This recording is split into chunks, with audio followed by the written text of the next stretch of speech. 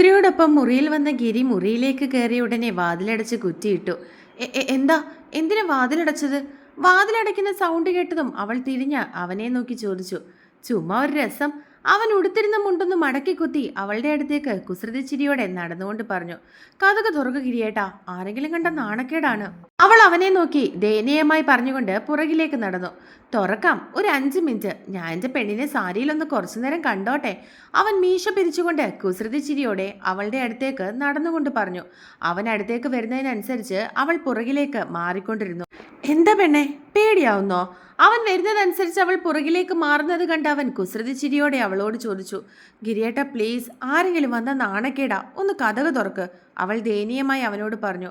അത് വരുമ്പോ അല്ലേ പെണ്ണെ, അവരാരും വരില്ല. നമ്മളെ സംസാരിക്കാനല്ലേ അവർ മുകളിലേക്ക് പറഞ്ഞു വിട്ടത്. അവർക്കെല്ലാം അറിയാം നമ്മൾ ഇതിനു മുമ്പ് സംസാരിക്കുകയൊക്കെ ചെയ്തിട്ടുണ്ടെന്ന്. ഇപ്പൊ ഇവിടെ എന്താ നടക്കുന്നതെന്നും അവർക്കൊരു ധാരണ കാണും. ഗിരി കുസൃതി ചിരിയോടെ അവളെ നോക്കി പറഞ്ഞു. അപ്പോഴേക്കും പുറകിലേക്ക് മാറി അവൾ ഭിത്തിയിൽ തട്ടി നിന്നിരുന്നു. അവൻ അവളുടെ അടുത്തേക്ക് ചെന്ന് അവളുടെ ഇരു സൈഡും കൈകൾ കൊണ്ട് ലോക്ക് ചെയ്തു. അവൾ സാരിത്തുമ്പിൽ കൈകൾ അമർത്തി പിടിച്ചുകൊണ്ട് തലകുനിച്ചു നിന്നു. മിത്ര, അവന്റെ അരുമയായ ശബ്ദത്തിൽ അവളുടെ ശരീരം വിറകൊണ്ടു. ശരീരത്തിൽ തണുപ്പും എന്നാൽ പുറത്തു ചൂടും അവൾക്ക് അനുഭവപ്പെട്ടു. അവന്റെ വിളി കേട്ട് അവളൊന്ന് മൂളി.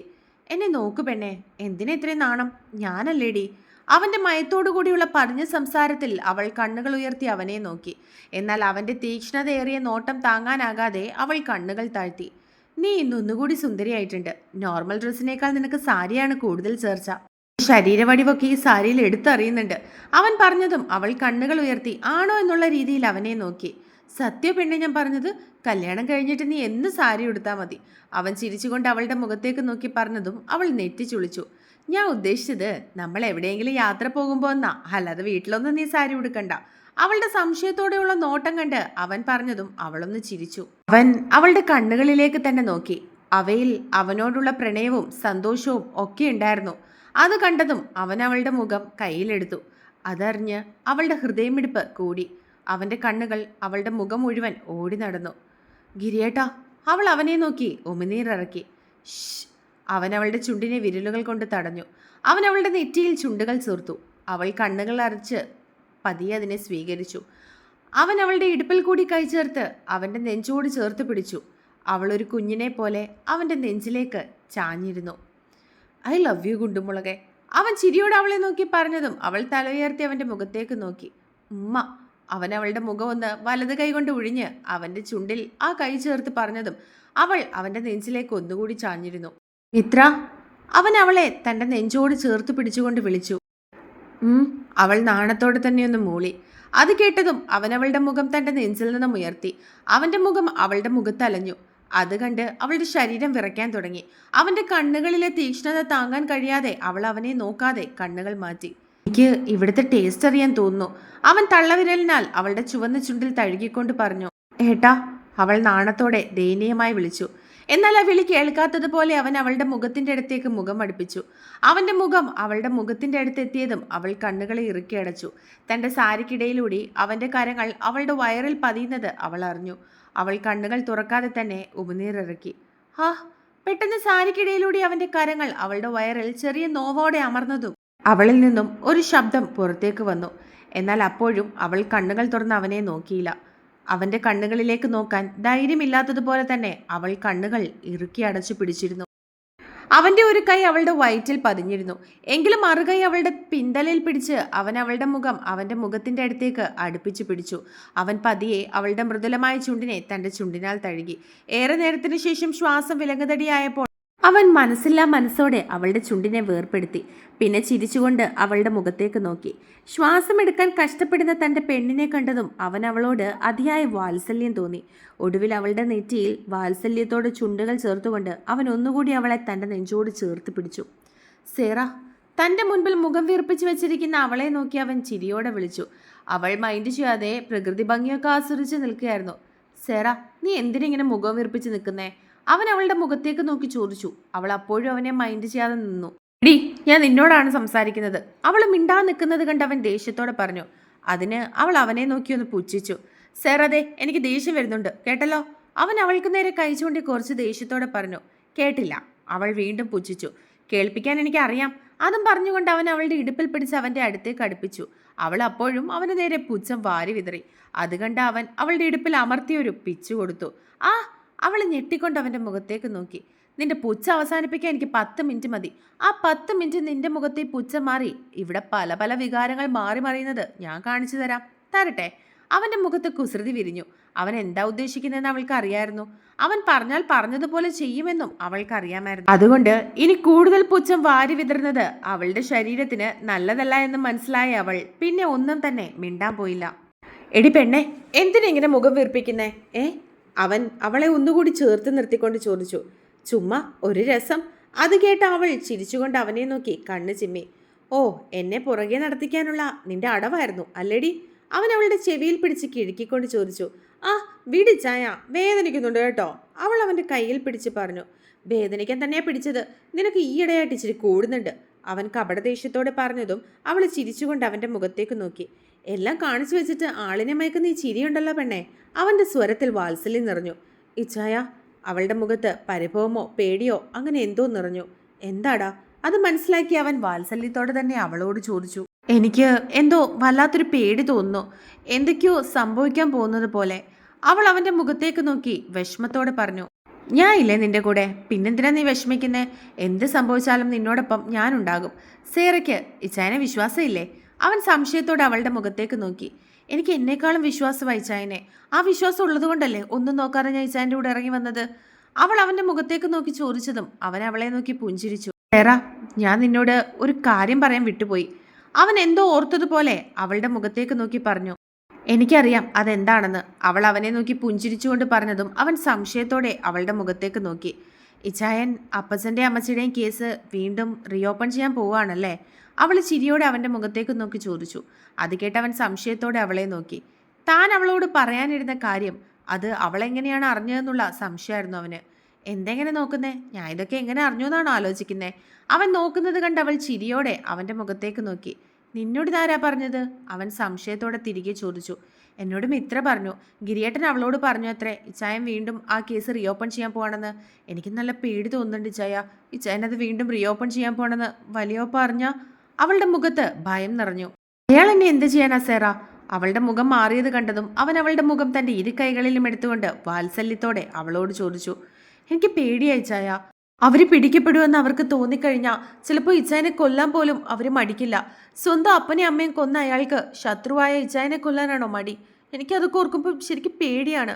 ഇച്ചായൻ എന്തെങ്കിലും സംഭവിച്ചാൽ പിന്നെ സേറെ ഉണ്ടാവില്ല. എനിക്ക് ഇച്ചായനില്ലാതെ പറ്റില്ല. ഇച്ചായൻ എൻ്റെ കൂടെ ഇല്ലാതെ ഇരുന്ന് ഇത്രയും വർഷം എങ്ങനെയാണ് ഞാൻ കഴിഞ്ഞതെന്ന് എനിക്ക് തന്നെ അറിയില്ല.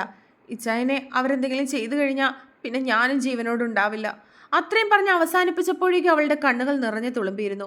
അത് കണ്ടതും അവൻ്റെ പ്രാണൻ ഇല്ലാതെയായി പോകുന്നത് പോലെ അവന് തോന്നി. അവൻ ഉടനെ തന്നെ അവളെ തന്നെ നെഞ്ചിലേക്ക് ചേർത്ത് പിടിച്ച് നെറുകയിൽ തലോടി. ഒരു കൊച്ചു കുഞ്ഞിനെ പോലെ അവളും അവൻ്റെ നെഞ്ചിലേക്ക് ചാഞ്ഞു.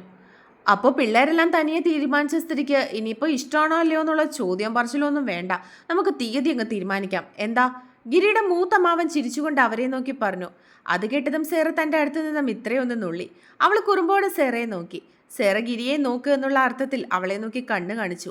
അത് കണ്ട മിത്ര ഗിരിയുടെ മുഖത്തേക്ക് നോക്കി. ഗിരിയുടെ കണ്ണുകൾ അപ്പോഴും അവളുടെ മുഖത്ത് തന്നെയാണെന്ന് മനസ്സിലാക്കിയ അവൾ കുറച്ചു മുൻപ് അവർക്കിടയിൽ നടന്ന നിമിഷങ്ങളെപ്പറ്റി ഓർത്തിരുന്നു.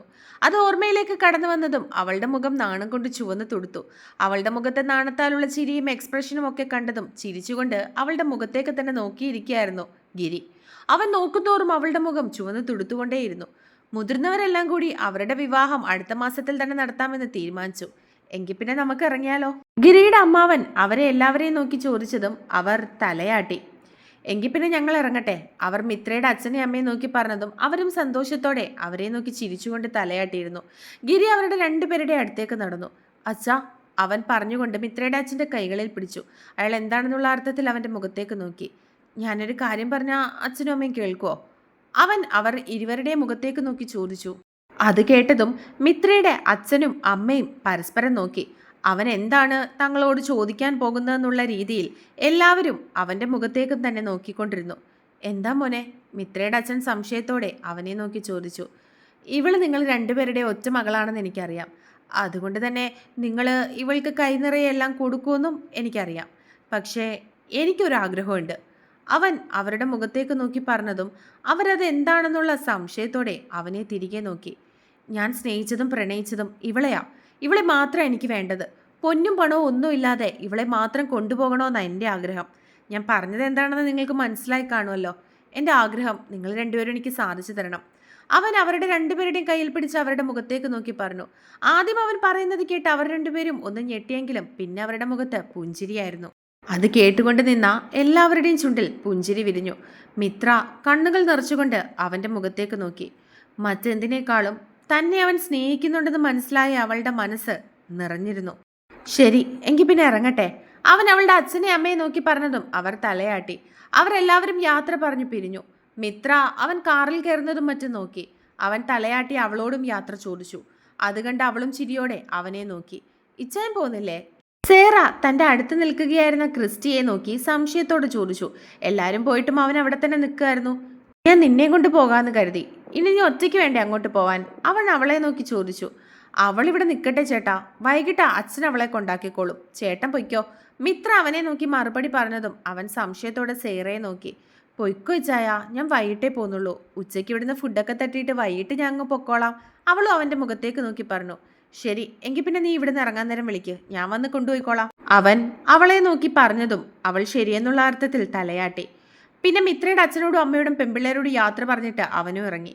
അവന് മോളുടെ കൂടെ കുറച്ചു നേരം സമയം സ്പെൻഡ് ചെയ്യാൻ വേണ്ടിയിട്ടായിരിക്കും. അവൻ ഇറങ്ങിക്കഴിഞ്ഞതും മിത്രയുടെ അച്ഛൻ സേറയുടെ മുഖത്തേക്ക് നോക്കി പറഞ്ഞു.